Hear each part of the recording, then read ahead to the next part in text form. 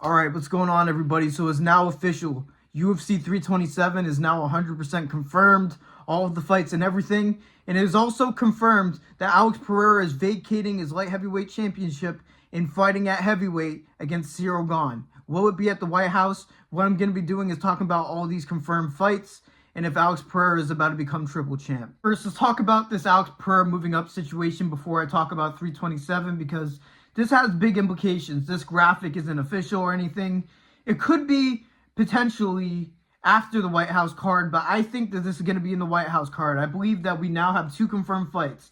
I believe that Ilia Topuria versus Justin Gaethje is confirmed for this card, and now Alex Pereira versus Ciryl Gane is also confirmed for this card. Dana said that the White House card may be announced next week, so that'll be a big deal as well, but I'm very excited about this fight because, for one, I think Gane is a little cheap, and to be fair, I think he might try to grapple in this matchup, but I think Alex Pereira smokes him on the feet. Don't get me wrong, I don't think Ciryl Gane is a bad fighter or anything, but I feel like Alex Pereira just has way more finishing potential.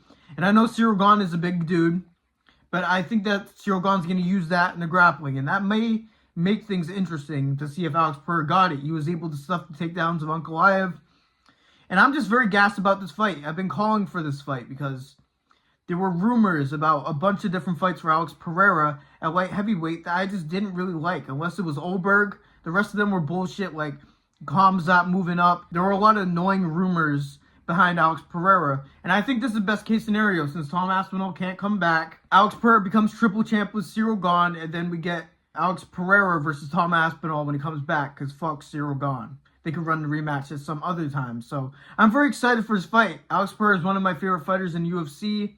I know it sounds like a casual take at this point, but I hope he gets triple champ. That'll be the first time in history, and actual violence and striking will be glorified for the first time in UFC in a little bit of time since the Dagestani takeover, you know what I mean? So I'm a really big fan of this fight. This is undeniably going to be a banger unless Ciryl Gane stalls. We'll see, but it should be a banger matchup on the feet if it ends up being that. But we've seen Ciryl Gane recently mixing grappling more and more, so we'll see. Let me know what you guys think about this fight, but I'm very interested. Since we're just talking about Alex Pereira, let's talk about who's going to be fighting for the light heavyweight championship. Jiří Procházka versus Carlos Oberg. Now, this is a banger matchup. It's kind of funny when you look at Carlos Oberg's resume because he is undeniably in a spot for a title shot, but at the same time, he has kind of avoided the top of the light heavyweight division to get this opportunity, besides obviously facing Jiří for the championship. Because his most recent wins were against Dominic Reyes, which, to be fair, was on a bit of the streak when Carlos Oberg beat him, but also Jan Blachowicz near the end of his career. So he hasn't really got the top of the division to get there, which is pretty interesting, but I still think this is a very good fight. Obviously, Jiří Procházka is coming off a great knockout win on Khalil Roundtree. Got a win before that I'm blanking on. Maybe that was Jamal Hill after the Pereira fight.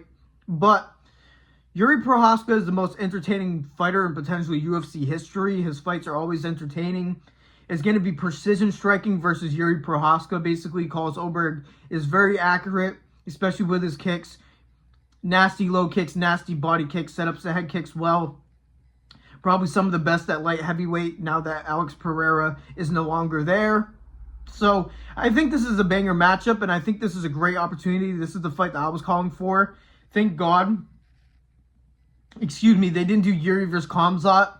If they were to give Khamzat double champ without getting the title defense, I would have been on here bitching like crazy. But I'm happy because Paramount actually made the right decision. So far, the Paramount decisions have been kind of on and off, more so prioritizing entertainment value. So I'm glad that they saw no, Khamzat wrestle fucking Jiří isn't entertaining, so we're not going to put that on for the light heavyweight championship. Listen, Paramount, you're winning me over with the matchmaking at this point. I'm not going to lie, because we'll get to the rest of the card in a second, another Porky Pig thing there. But I'm very excited for this. Every single fight is going to be good on this card, and we'll get to the rest in a second. But I think that the winner of this is worthy of the championship, unlike Justin Gaethje getting the interim championship.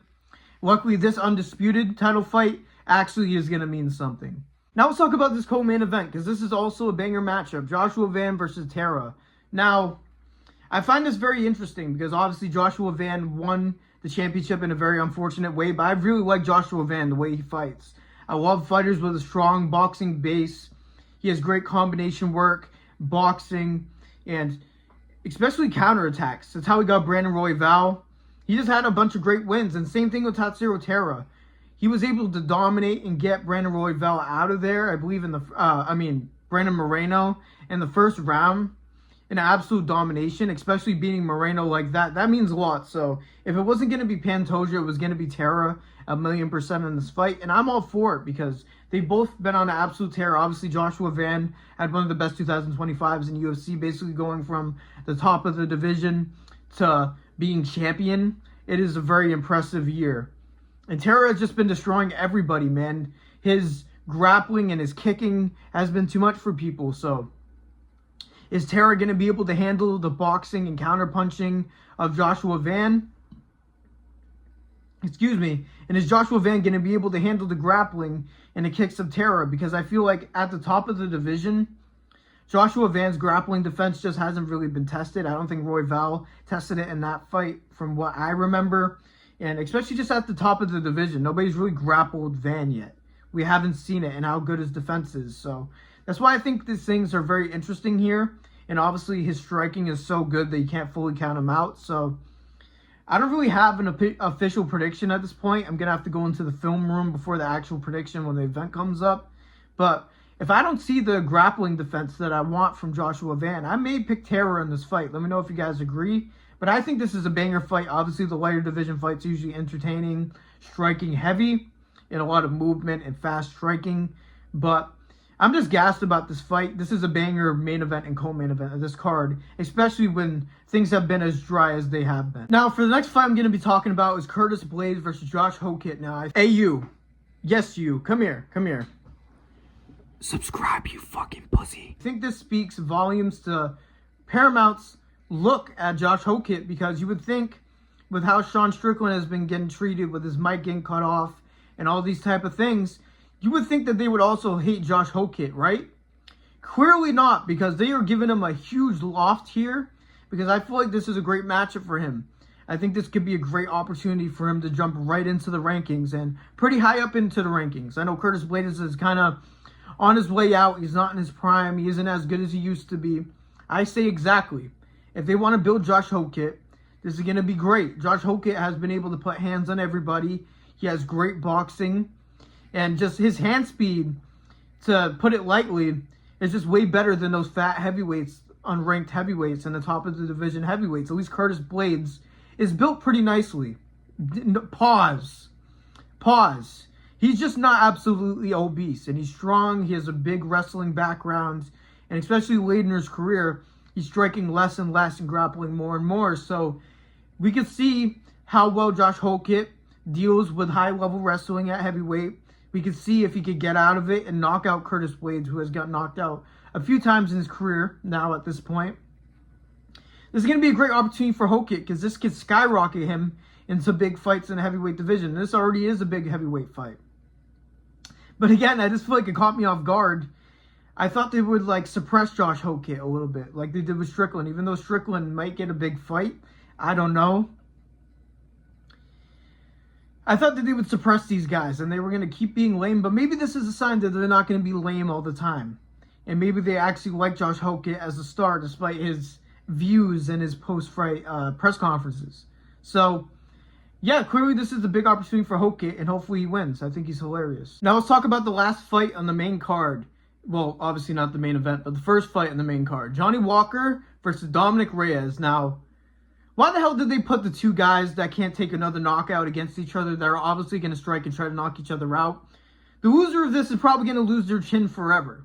They may evaporate and get blipped like Thanos snaps. I can fully imagine, right, if Reyes lands a good enough punch on Johnny Walker, he might just evaporate into the air. I am joking, but I'm being serious. You know what I mean? This is a great matchup, though. I'm not going to lie. This is cinema. In my opinion, I think this is the perfect level of CTE maxing in a fight that we could possibly get.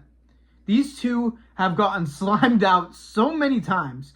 and more recently Dominic Reyes by Carlos Oberg. But Dominic Reyes was on a good run there, and Johnny Walker half of the time, or maybe even less than that, like 25% of the time, is the most dangerous man on the planet. And then the other percent of the time, he's just goofy as shit or unconscious. You know what I mean? So I think this is a very interesting fight. It's a guaranteed striking matchup. Even though Johnny Walker, I forgot what fight, he went Chimaev mode. He like shaved his beard to Dagestani and shot for a takedown in opening seconds. That was hilarious. But that just shows Johnny Walker as good as possible. He's gonna strike with Reyes when maybe he should grapple. You know what I mean? And I don't know who the hell's gonna win this fight. They might knock each other out in a sequence. Actually, that's exactly what I'm gonna predict. It's gonna be a dual knockout, 1,000,000%. But this is a good fight to start the main card, but I feel like they could have put this on the prelims, because the prelims were pretty fucking stacked. They could have put a fight that's on the prelims instead of this one, and put this one on the prelims, and I wouldn't have batted an eye. Because there's some other fights that might be worth being on the main card. But I'm a speed run these. God damn it! But I'm a speed run these prelims since they're gonna be all good fights, and I can't be here all day.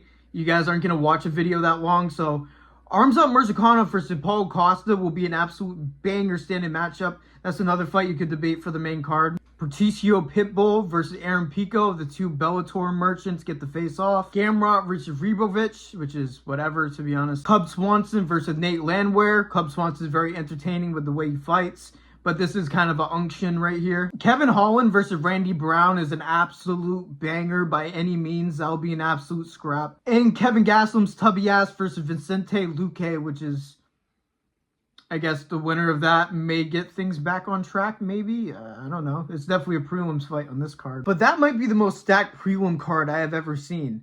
We were wondering where all the good fights were on these fight nights, on this shitter run that they are. Seems like they were just waiting for the prelims of this card, I guess. Maybe a bunch of scrapped ideas for the White House card prelims that are just thrown on here.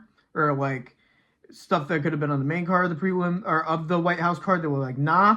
But definitely stacked prelims for sure. That's interesting. But this is definitely going to be the most stacked card of the year. Maybe besides the White House card, if they hopefully live up to the expectations they're setting for themselves. But that's all I had to say for you guys, man. Let me know what you guys think about this card. Let me know what your predictions are for these fights before I make mine before the event. Do you think this is a great event? Do you think this is a bad event? Do you think that these fights mean anything? Do you think that they don't?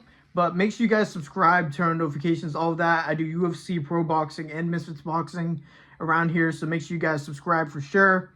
And I'm a small channel, so show some damn support, you know what I mean? I'm trying to make some money here. So thank you guys for listening to me yap like usual. God bless every single one of you. And peace out.